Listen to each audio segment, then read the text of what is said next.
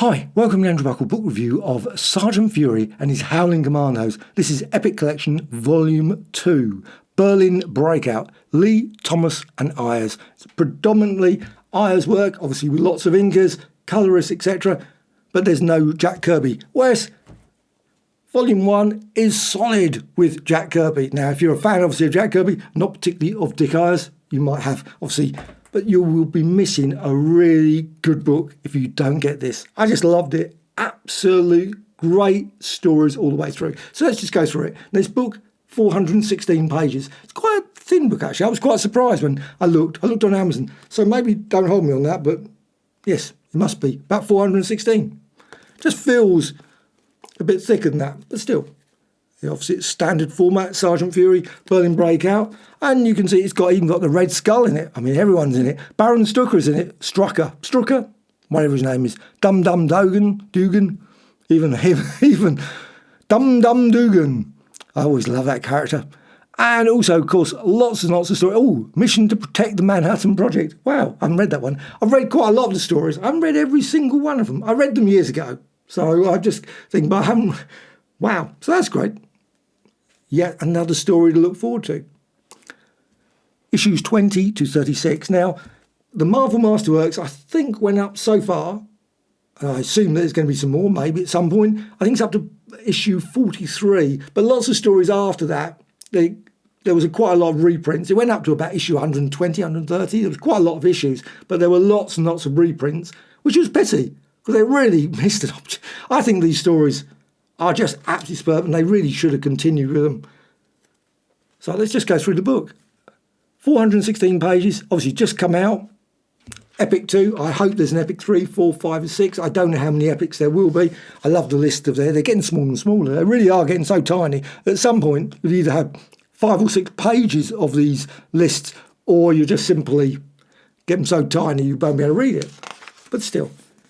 And then you can see all the stories there. And 1965 to 1966. And you can see the Sgt Fury annual had a lot. You were getting a real bargain there, I think, that annual. That was just pretty amazing.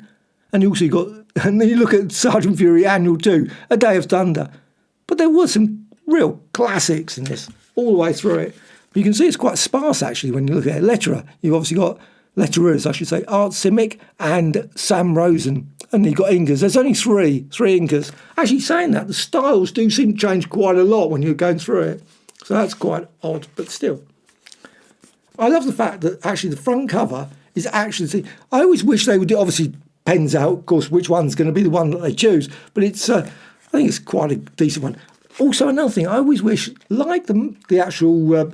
I think Marvel Masterworks do that as well, and also omnibuses. It would be nice if they put the covers on the back. I don't know why they don't, because I mean, still pretty good. I mean, nothing wrong with the origins of Marvel, Nick Fury, but why not put the covers on the back? It would be nice just to skim through and think, oh, that looks good. Especially then you can sort of go to that comic particularly. Sometimes you can't redo that with a title. You might think, oh, that sounds okay, but you actually look and think, oh, that looks a dramatic tale. The Blitz Squad strikes. And there's a variety of stories. Some are in Berlin, some are Burma, some are Italy, Switzerland. There's all that. They're all over the place. Britain, everywhere. I say the artwork does sort of change and gets the same artist. All the way through the same artist. You can always tell in terms of the poses and things. But even then, saying when they're inked in slightly different ways, sometimes it just looks different. I look and think, oh, is that Jack Kirby sometimes? I don't know. There's some panels you think looks very Jack Kirby-like. Not all, but you can see a certain Dick Ayers. And actually that style reminds me of the Human Torch one, because on Human Torch there was lots of Dick Ayers stories, and when you see that, and you can really see that going all the way through this. Oh, here's Strucker, he's in it here. I mean, that's a guy, like a really, really great character. He of course turns up later, so you know he's not going to die. He's obviously that amazing character that they have to continue. He's the sort of Sgt Fury, Baron Strucker, and also there is an equivalent US one as well, which is really great to have. The Free Hostage. There's another one there. And this has got inking by cheerful Carl Hubble. I have no idea who Carl Hubble was, how many other stories he inked, but still. Got there, obviously, Dugan there. And I don't know, this.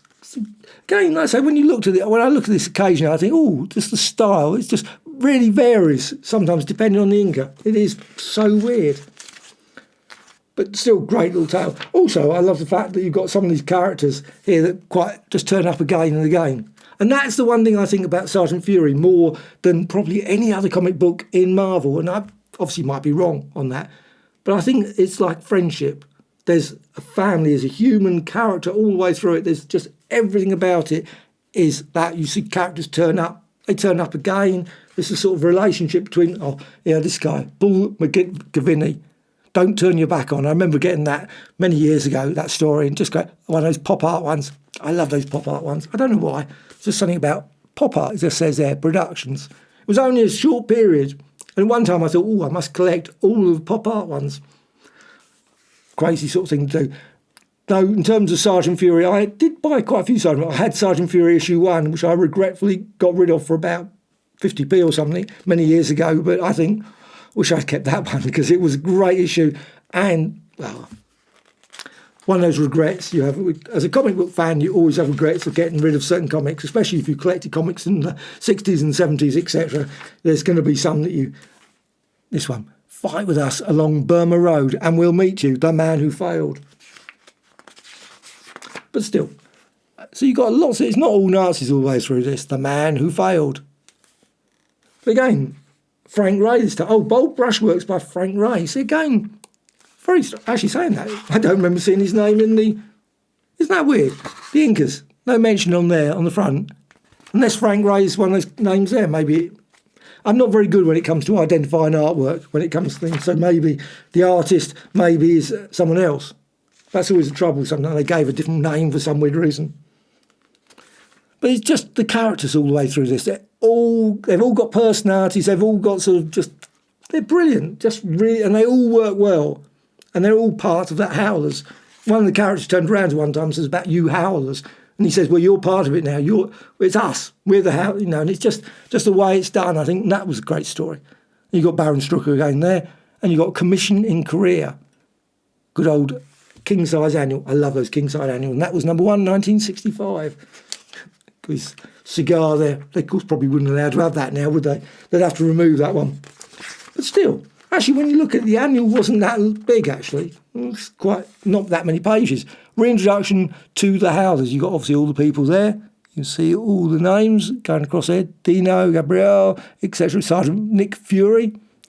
And you've also got some of the supporting cast as well. Otto, Fritz, Baron Strucker, Siegfried, etc. And also many other... Oh, there's the Skipper as well. Did the Skipper ever have a comic book? I don't think he ever did. Poor old Skipper. You think maybe he had a short story or something? Maybe. Or was he just an appearance in this? No idea.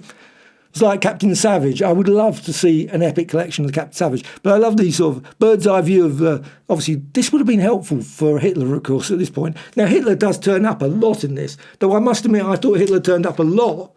But when I was looking through this again, half the book doesn't seem to have him. It's the latter half. They really went over the board with Hitler turning up. Normally raging around. What's his name? About his generals. There's always some generals did something wrong. And then he would go and say, well, they've just got to go and kill themselves. And then just kill the other person that goes and tells them, kind of thing. Anyway, when the Howlers hit the home front, the most unusual Howler thriller of all. And there's some odd twists and things. There's one where one of the Howlers is hypnotised. They did those sort of stories quite a bit. That sounds like one of the TV series, the Agent Carter story. Every man, my enemy. Again, or who's the old guy? John, can't see his name, Tartaglione. Lettered in the, I love that, Lettered in the Office by Sam Rosen. That's just great. Just great artwork. Oh, someone obviously, the chameleon. Obviously not, but he's obviously, could be the chameleon, who knows? Discard the identity of Captain Sawyer. And actually, there's a lovely scene where one of the characters turns around and we find out he's Jason Sitwell.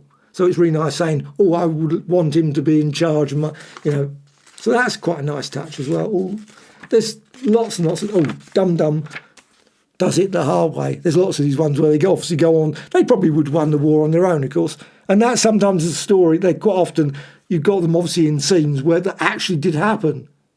And they obviously, they can never obviously truly take credit, obviously, because the real people obviously were doing it, not the Howlers. But it's great. They did include them in there, and obviously lots of these artists and people involved in these things were actually in the war. So you've got that sort of touch, obviously, connection with that that time.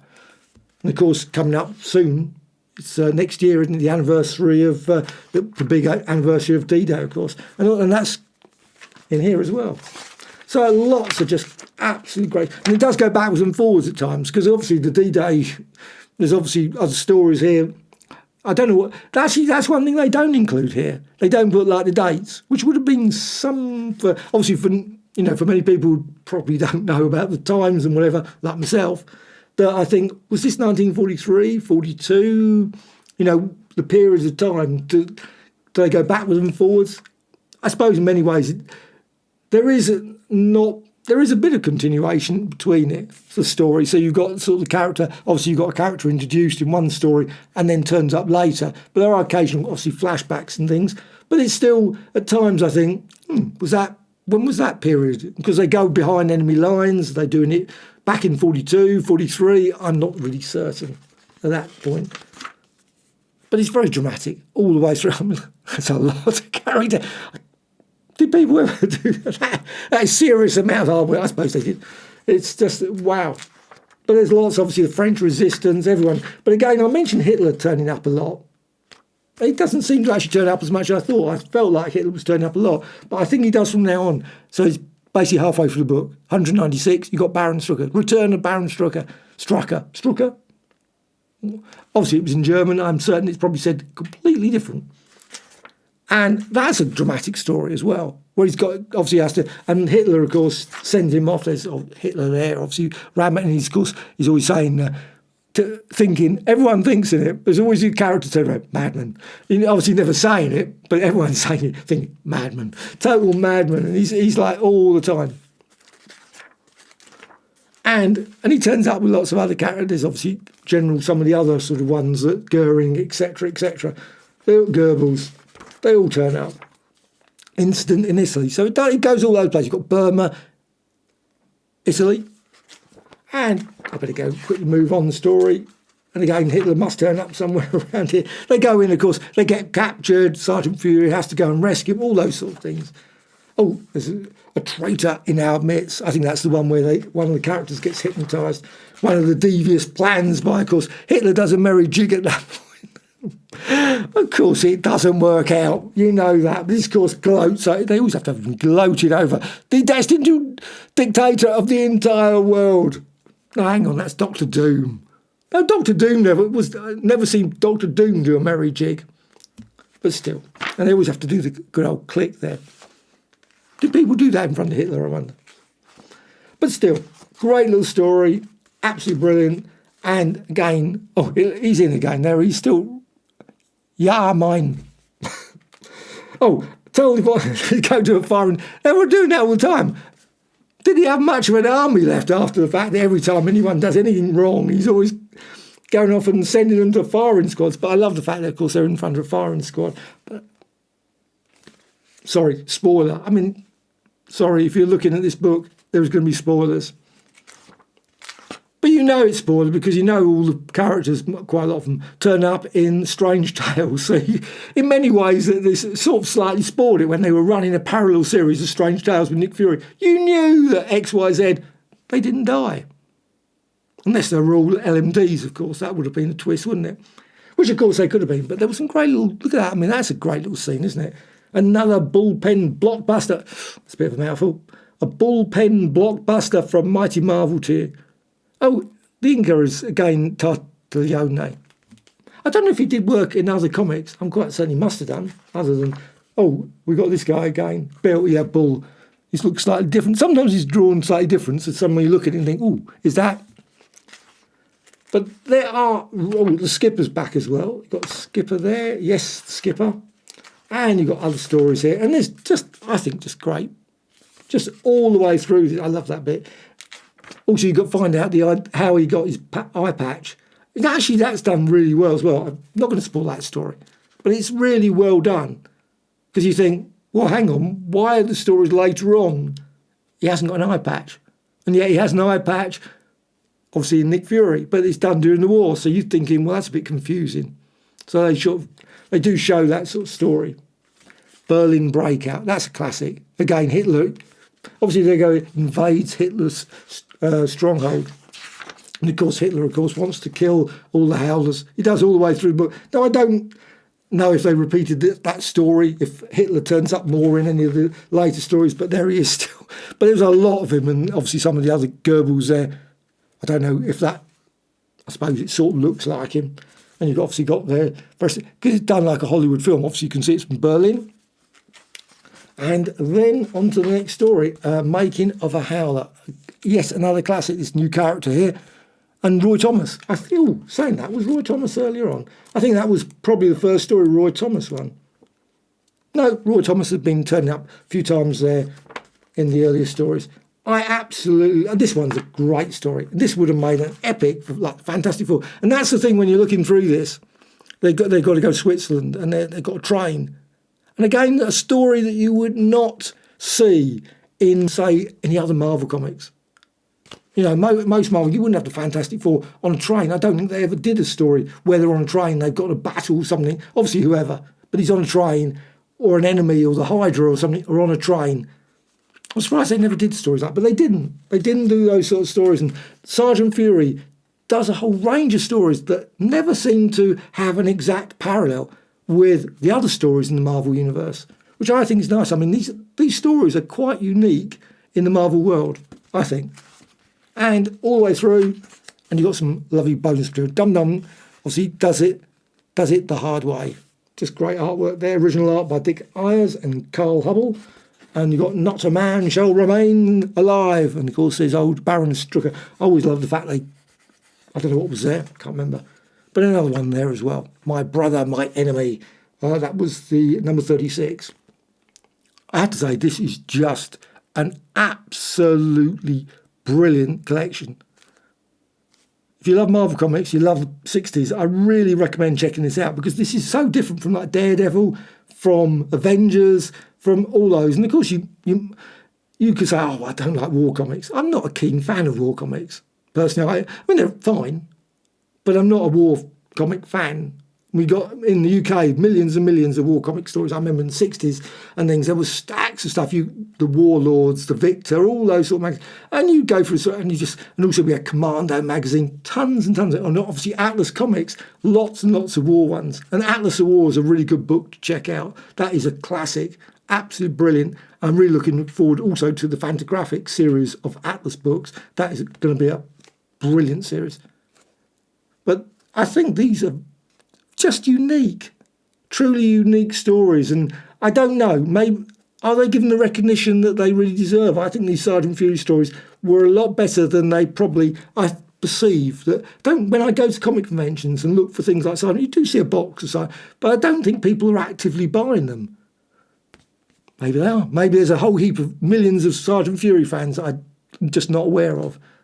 But I think they're just really crackingly good, great stories and probably deserve a lot more recognition. And there's some good books about Marvel Comics of the 60s and 70s that actually mention about the Sgt Fury stories being some of the best. And I have to come to that agreement with them. I think these Sgt Fury ones are some of the best Marvel Comics that were made in the 60s and 70s. They are just brilliant. And this collection is just that period, 65, 66, when they were still just creating some really, really good stories. So, Sgt Fury, Howling Commandos, Berlin Breakout, Epic Collection, Volume 2. Let's hope that Volume 3 is very, very soon, or maybe Volume 4 as well, Volume 5. Who knows?